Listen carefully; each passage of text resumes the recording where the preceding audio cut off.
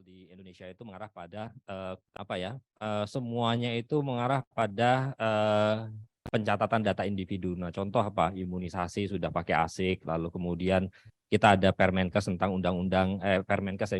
Permenkes tentang rekam medis elektronik. Tahun ini harus semuanya pakai rekam medis elektronik dan seterusnya. Nah, sehingga harapannya dengan konsep-konsep ini diperkenalkan kepada Bapak Ibu, harapannya siapapun nanti yang menggunakan sistem atau menggunakan sistem yang berbasis individu, ini harapannya juga bisa masuk sebagai bagian dari analisis data yang mengarah pada kualitas data. Tetapi kembali lagi bahwa ini memang sangat tergantung dari masing-masing sistem. Apakah dia nanti akan menerapkan itu secara otomatis ataukah mungkin ya penilaiannya itu dilakukan berkala dengan mengambil sampel data yang ada di sistemnya itu. Umpamanya Bapak Ibu dari rekam medis elektronik yang diambil ya dari Simpus umpamanya, lalu kemudian diselect mungkin bulan ini berapa sampel, lalu kemudian diolah datanya sesuai dengan variabel-variabel yang dibutuhkan. Nah, variabel-variabelnya pun juga sebaiknya mengacu pada indikator apa sih yang dibutuhkan gitu, indikator apa yang penting sehingga variabel-variabel ini dipilih ya berdasarkan kebutuhan dari kita. Nah, kemudian untuk yang D, ini bab D, modulnya semoga sudah bisa di-download, sudah mendownload semua. Prinsipnya adalah yang bagian D ini kita melakukan desk review terkait dengan data agregat. Jadi kalau tadi ceritanya tentang individu, lalu kemudian sekarang data agregat, kemungkinan konsepnya itu sama, konsepnya ya. Kayak contoh umpamanya kelengkapan, terus keakuratan, tetapi definisi operasionalnya mungkin berbeda ya, cara menghitungnya mungkin berbeda dengan yang data individu. Tetapi konsep-konsep kualitas data itu memang bisa diterapkan di pencatatan yang sifatnya data individu tadi, entah itu data yang unik, kayak contoh umpamanya identitas pasien itu kan unik ya, nggak mungkin berulang ya, identitas pasien itu berubah dari laki-laki menjadi perempuan itu kan hanya orang-orang tertentu saja gitu, jadi tidak semua. Tetapi kalau untuk kunjungan itu pasti akan berulang ya, kunjungan bulan ini, bulan depan, bulan dan seterusnya. Dan ini bisa diterapkan pada akurasi, kelengkapan itu bisa diterapkan pada data yang sifatnya transaksional individu. Nah, sekarang kita bicara tentang yang data agregat. Cuman next slide, Mas. Bab ini nanti akan menceritakan tentang kira-kira ya, karena tadi konsepnya adalah kita akan mengoptimalkan aplikasi ASDK. ASDK itu sebagai salah satu kalau di konsepnya Health Information Exchange dari yang dipakai di DTO juga di Kemenkes ya, juga itu adalah bahwa ini bagian dari HMIS ya, Health Management Information System, yang mencoba untuk menarik dari berbagai macam sumber data transaksional, ada SIH, ada SITB mungkin, ada ASIC, ada berbagai macam. Tetapi kita tarik data agregasinya yang itu per periode tertentu, per fasilitas kesehatan, tetapi datanya agregat. Nah, sehingga data-data itu bisa kita olah ya, bisa kita gabungkan antara dengan satu dan yang lain. Umpamanya saya mau melihat status imunisasi dengan dengan ketersediaan bidan yang ada di satu wilayah. Ini kan kita memungkinkan untuk menghubungkan antara satu sumber data dengan sumber data yang lain. Nah, sehingga nanti kita coba identifikasi sumber datanya ada apa saja sih di sini gitu, sehingga kita bisa mengoptimalkan data yang sudah ada. Kemudian Bapak Ibu sudah punya akun ASDK, ada WHO Data Quality Tool, lalu kemudian ada fitur-fitur yang kaitannya dengan analisis kualitas data di dashboard, dan kita sudah membuatkan ininya juga, analisis datanya, sehingga Bapak Ibu tinggal melihat saja dan memainkan filternya. Filternya saya mau ke provinsi saya saja atau mau spesifik ke kabupaten di bawah provinsi saya, itu bisa kelihatan dengan catatan bahwa datanya tersedia di level itu ya. Kadang-kadang gini, oh datanya ada tetapi levelnya itu hanya kabupaten dan itu hanya tahunan. Wah, itu repot kalau kita ingin menganalisis puskesmas, nggak mungkin karena datanya nggak ada yang di level puskesmas. Atau datanya bahkan datanya hanya levelnya itu provinsi dan itu hanya tahunan. Ya, kita nggak mungkin untuk menganalisis sampai level kabupaten. Jadi kita harus paham sumber datanya apa, periodenya apa, lalu kemudian ini di level mana. Sehingga kita bisa membayangkan, oh kalau saya ingin menganalisis kualitas data, oh saya bisanya melakukan ini. Jadi konsep kualitas data itu pun juga kemarin sempat didiskusikan bahwa ya minimal ya tidak memungkinkan kalau kita hanya berdasarkan hanya satu parameter saja, kelengkapan saja umpamanya. Harus kombinasi dari beberapa. Tapi kombinasi itu juga ada batasannya, bisa saja batasannya cuma 2 atau 3 karena isu yang kaitannya dengan ketersediaan data tadi ya, karakteristik datanya. Lalu kemudian di sini nanti kita ada kelengkapan konsistensi internal, eksternal, kemudian analisis dan interpretasi dan diseminasi data. Next step, next bab. Lalu kemudian slide selanjutnya, Mas. Nah, ini nanti beberapa poin kalau saya nanti sampai D4 ya. D4 atau D berapa? Oh, D5. Banyak sekali. Nanti sampai sore D5 ya, semoga bisa sampai ya. Terus kemudian next lalu kemudian ini aktivitasnya kira-kira Bapak Ibu diminta untuk mendengarkan, memperhatikan dan mengakses itunya ASDK-nya. Lalu kemudian mengerjakan kuis. Wah, ini kuisnya ada syaratnya, kuisnya harus berapa persen supaya dapat sertifikat? Sudah ada tuh? Berapa persen?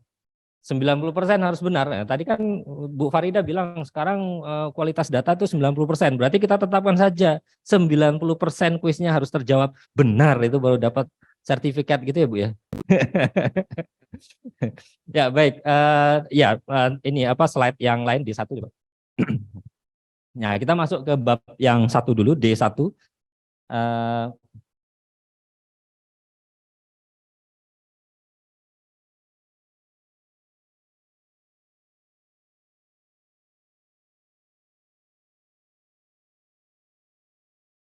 Ya, semoga tidak lama.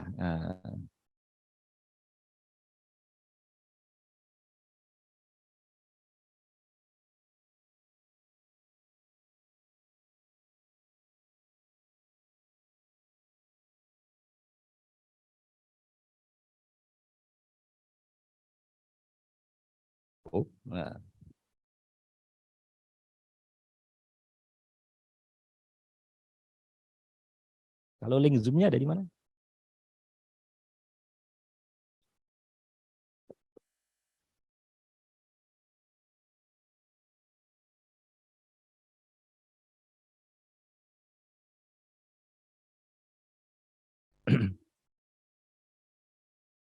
Yang satu Mas Rio tolong bantu link Zoom-nya ke WA, terus kemudian Mas Yusuf yang ini. Nah, itu. Nah, oke, baik, makasih.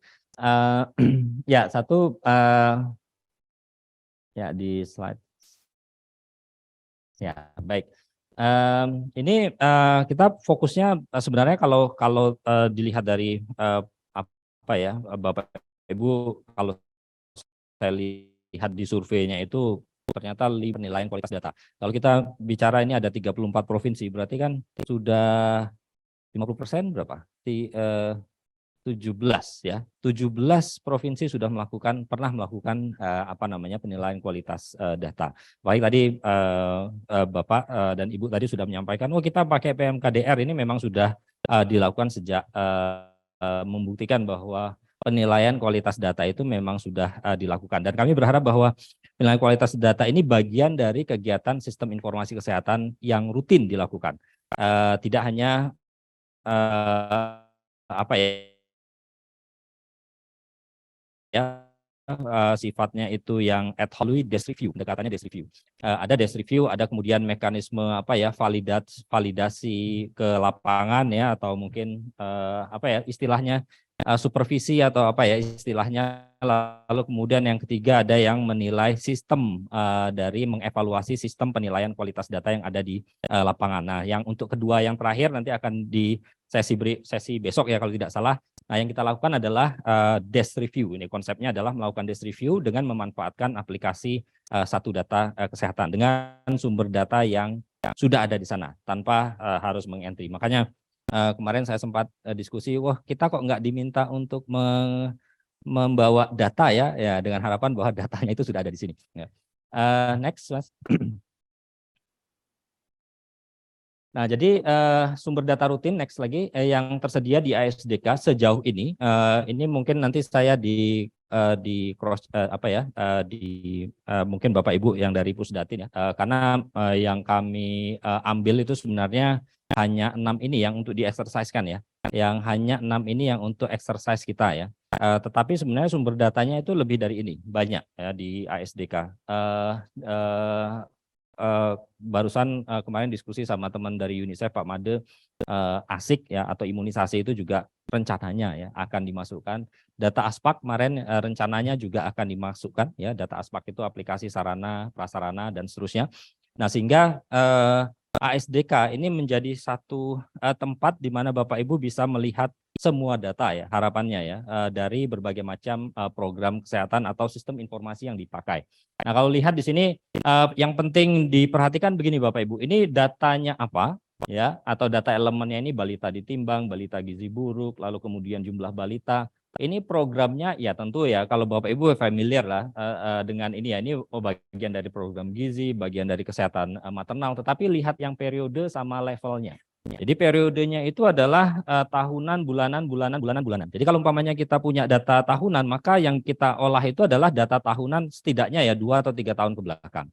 Jadi ada periodenya. Kalau kita data bulanan mungkin kita bisa 1 tahun terakhir, atau kemudian membandingkan kalau umpamanya datanya ada banyak lagi bulanan tapi 3 tahun terakhir, kita bisa dua-duanya, kita bisa melakukan tahunan atau bisa melakukan bulanan. Nah, tetapi WHO mengatakan bahwa idealnya itu adalah yang terbaru. Jadi terbaru itu maksudnya bukan yang sekarang ya, kalau umpamanya kita tahun 2023 ini ya. Jadi idealnya kita menilai itu yang tahun 2022. Jadi yang terdekat dengan periode yang kita lakukan sekarang. Nah, syukur-syukur bisa real time, itu akan jauh lebih hebat lagi gitu. Umpamanya saya bisa melihat kualitas data individu yang dicatat di rekam medis hari ini umpamanya. Hari ini tuh berapa banyak sih umpamanya teman-teman di dinas kesehatan, teman-teman di fasilitas kesehatan yang mengisi rekam medisnya dengan lengkap. Wah, ini jauh lebih hebat lagi gitu. Nah, kemudian yang kedua level datanya. Jadi kalau umpamanya kita level datanya di situ tercatat kabupaten kota, maka kita tidak mungkin melakukan menganalisis kualitas data di level puskesmas karena organization unitnya nggak ada gitu. Ini sudah dalam bentuk agregasi dari kabupaten kota.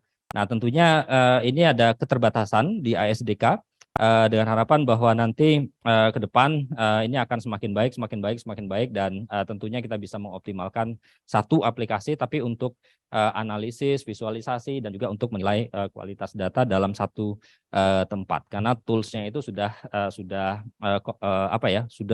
fungsinya itu banyak sekali ya, yang dipakai itu kan platform DHIS 2.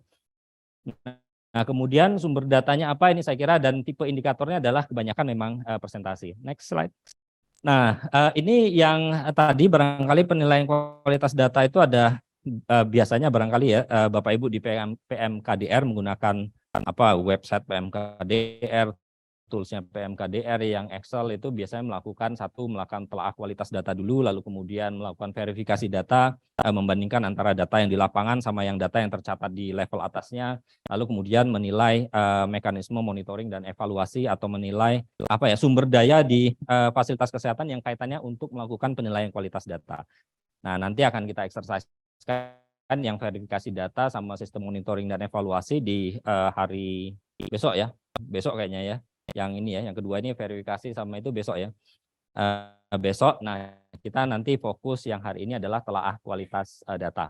Nah, telaah kualitas data ini juga bisa saja kita melakukannya itu berkala, artinya berkala itu kalau Kementerian Kesehatan Pusdatin itu biasa melakukan tiap tahun mengambil sampel ya Bu Farida ya. Sampelnya tahun ini berapa Bu? 20 ya. Sampel atau setiap tahun itu melakukan. Tapi ini relatif satu mahal ya, karena harus melakukan verifikasi ke lapangan. Kemudian karena mahal ya nggak mungkin mencakup semuanya kadang-kadang gitu, karena kita harus mengambil sampel karena anggaran terbatas, orang juga terbatas, sehingga kualitas data secara berkala itu barangkali dilakukan setahun sekali atau mungkin berapa tahun sekali. Nah, tetapi kita bisa saja melakukan telaah kualitas data yang berkelanjutan yang menggunakan data bulanan tadi. yang kita melakukan desk review, yang posisi desk review itu bisa memanfaatkan data yang sudah terkumpul di dalam ASDK. Jadi Bapak Ibu kapanpun Bapak Ibu buka itu sudah langsung ada hasilnya gitu. Besok dibuka ya itu hasilnya, besok dibuka lagi ada hasilnya. Atau bulan depan nanti dibuka juga sudah langsung terlihat. Sehingga ini bisa dijadikan alat bantu untuk monitoring dan evaluasi di Dinas Kesehatan. Umpamanya dari kegiatan-kegiatan workshop atau kegiatan apa ya kalau di Dinas Kesehatan ya.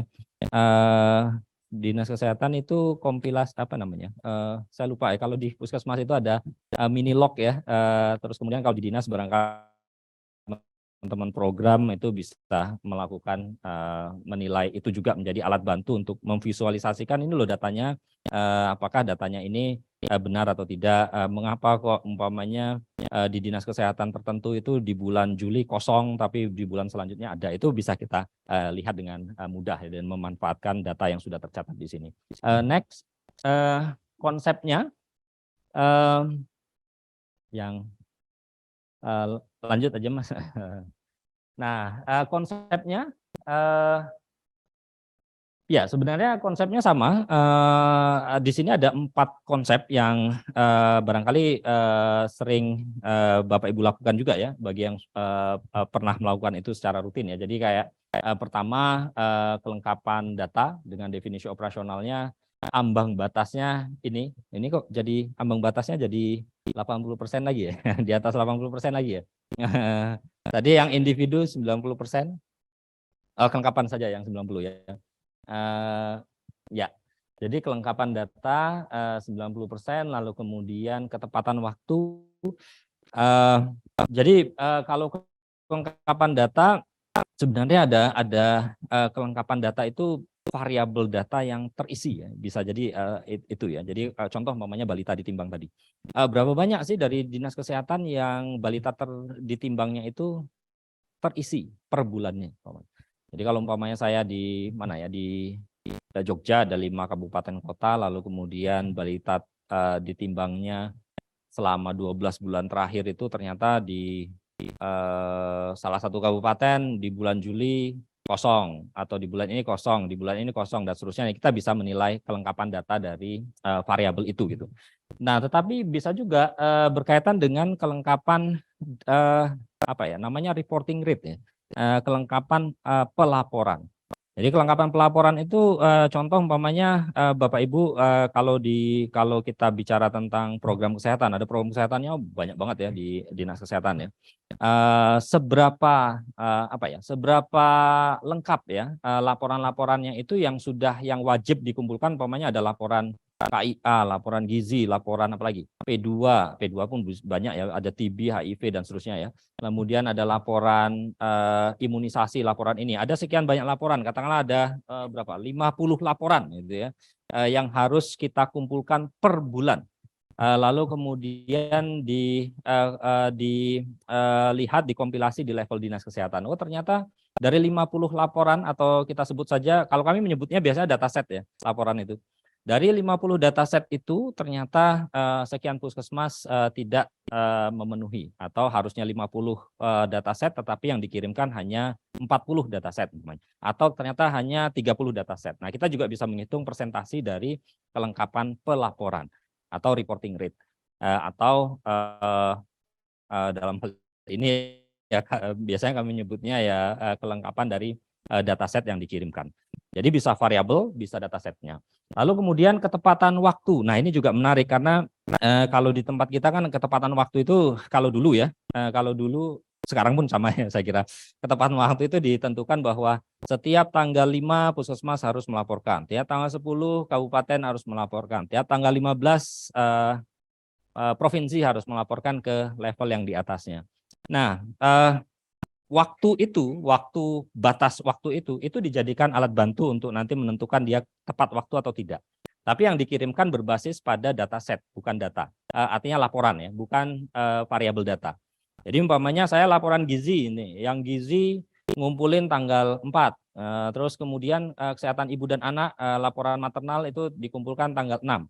Berarti kan ada satu dataset atau satu laporan yang dia tidak tepat waktu. Nah, kira-kira begitu interpretasinya. Nah, Tetapi sayangnya di ASDK itu karena kita mengumpulkan data, mengimport data dari mana ya, dari berbagai macam sistem yang ada, mungkin untuk kelengkapan ketepatan waktu itu agak bias ya informasinya. Nanti kita lihat di dalam ASDK. Mengapa agak bias? Karena proses-proses tadi bahwa dia mengumpulkan tanggal sekian, tanggal sekian, tanggal sekian itu tidak dilakukan di dalam aplikasi ASDK. Apalagi kalau itu datanya diambil dari transaksi data individu. Data individu itu transaksinya bisa kapanpun, bisa hari ini ngumpulin bayi ditimbang, besok ngumpulin imunisasi, besoknya lagi ngumpulin data tentang pelayanan TB, besoknya lagi pelayanan HIV, itu bisa berlangsung kapanpun. Sehingga konsep-konsep ketepatan waktunya untuk pelaporan itu jadi bias karena data itu ditarik dari sistem yang transaksional, bukan dari melaporkan secara melaporkan secara langsung ke dalam ASDK. Nah ini mungkin tentunya setiap tools itu pasti ada kelebihan dan kemudian ada kelemahan-kelemahan yang perlu kita perhatikan nanti pada saat kita exercise. Next, dimensi yang lain, konsistensi internal bisa sebenarnya bisa bisa nanti kelihatan konsistensi antar waktu, umpamanya begini. Saya biasanya kalau di tahun tiap ada bulan imunisasi nasional ya, BIAS ya, BIAS atau BIAN. Nah, pada saat BIAN atau BIAS itu angka imunisasi itu langsung tiba-tiba naik drastis di bulan tertentu.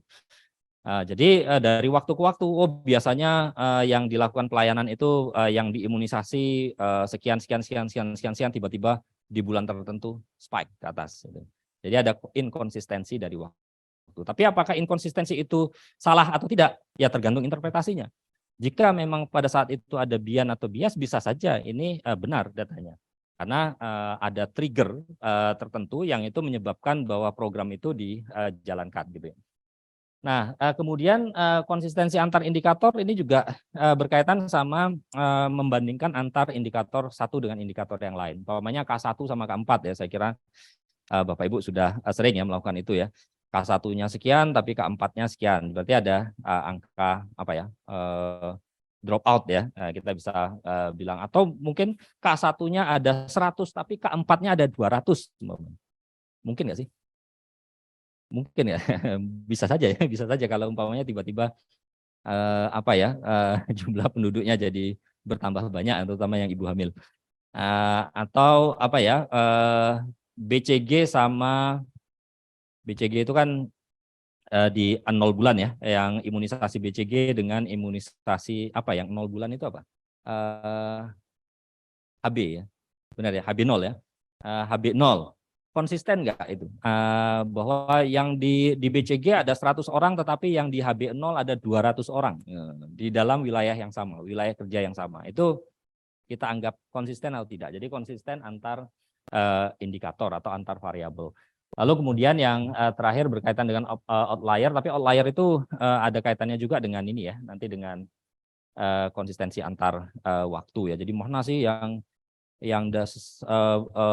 kabupaten-kabupaten tertentu yang tiba-tiba angkanya itu di luar dari rata-rata umum ya. Nanti kita lihat di dalam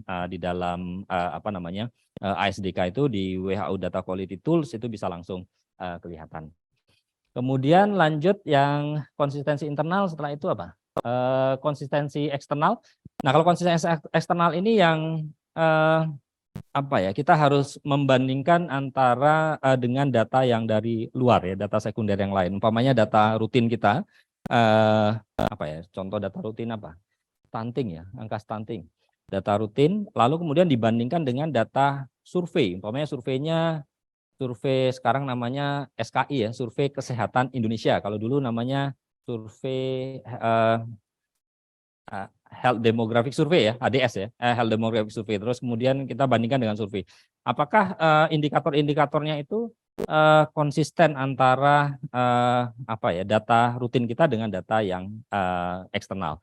Nah, namun demikian tentunya bahwa bukan berarti bahwa kalau tidak konsisten itu bahwa oh data kita jelek atau data ini tidak ya. Tapi bagaimana kita mencoba untuk menginterpretasikan jangan-jangan memang ada data-data rutin yang belum dimasukkan umpamanya. Atau data kalau kita bandingkan dengan kelengkapan, oh ternyata dari sisi kelengkapan memang di data rutin itu ada sekian banyak kabupaten atau sekian banyak fasilitas kesehatan yang tidak lengkap datanya, sehingga antara data yang survei sama data yang ini nggak match gitu. Jadi kita tidak bisa menginterpretasikan hanya dari satu parameter penilaian kualitas data, tapi harus mengkombinasikan dari semuanya itu. Nah, memang idealnya menurut panduannya WHO kita setidaknya minimal 2 ya. 2 parameter untuk menilai kualitas data. Jadi jangan cuma satu saja, jangan cuma kelengkapan saja, jangan cuma ketepatan waktu saja, tetapi juga dengan yang lain-lain, kombinasi dengan konsistensi dan seterusnya. Kemudian ada lagi habis ya. Nah pas 12.20 sesuai janji saya tadi kita tidak lama-lama supaya nanti bisa exercise. Saya perlu bisa ini nggak bisa ditunjukin ketersediaan data di ASDK, nggak bisa akses ke ASDK sebentar. Sedikit lagi.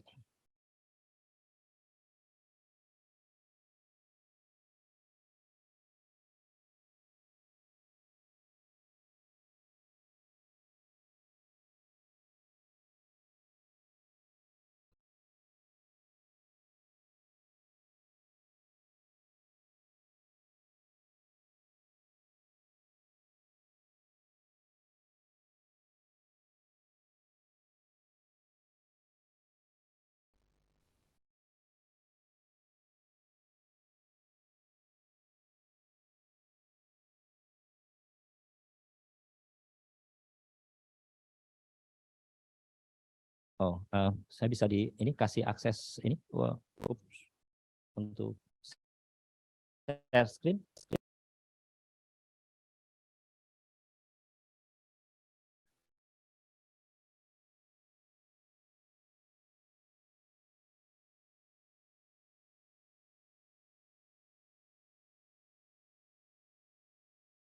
Aduh kok ketutupan di sini.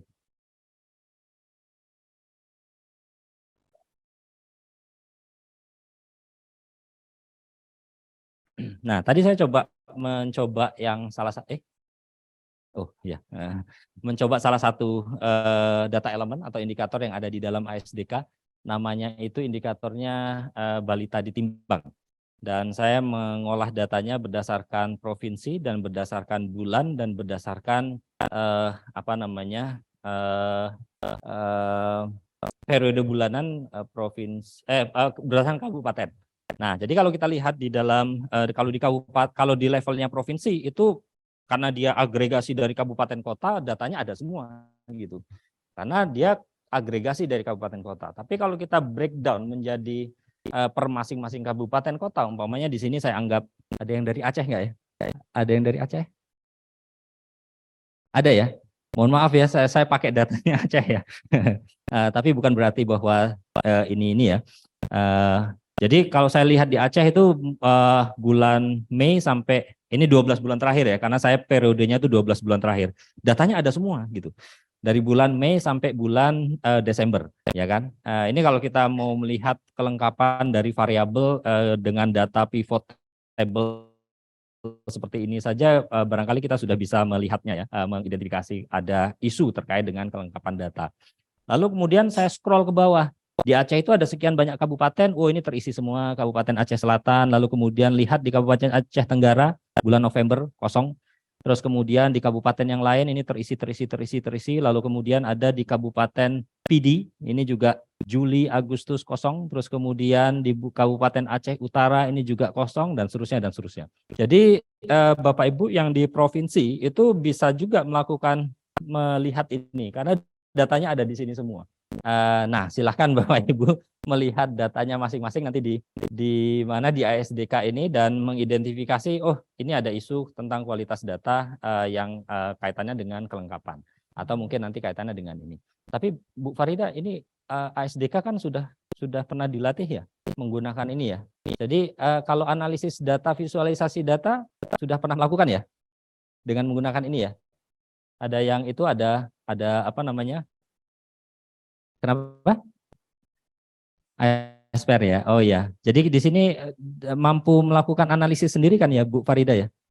Soalnya kami di sini di di kualitas data mungkin tidak banyak mengajarkan bagaimana caranya menampilkan data ini ya.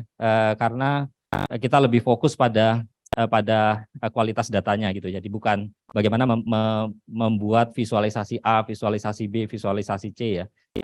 Tapi kalau nanti ada yang tertarik umpamanya mau apa ya, tutorial bareng-bareng ya, mungkin setelah sesi ini, mungkin sesi malam boleh ya Bu Farida ya, mau mempelajari ini bagaimana menampilkan data seperti ini silahkan. Jadi prinsipnya ada 3 ini. Jadi yang pertama adalah datanya apa, lalu kemudian ini organization unitnya apa, periodenya apa. Jadi 3 komponen itu yang penting seperti yang tadi di tabel ketersediaan data. Baik, saya kira itu saya kembalikan Mbak.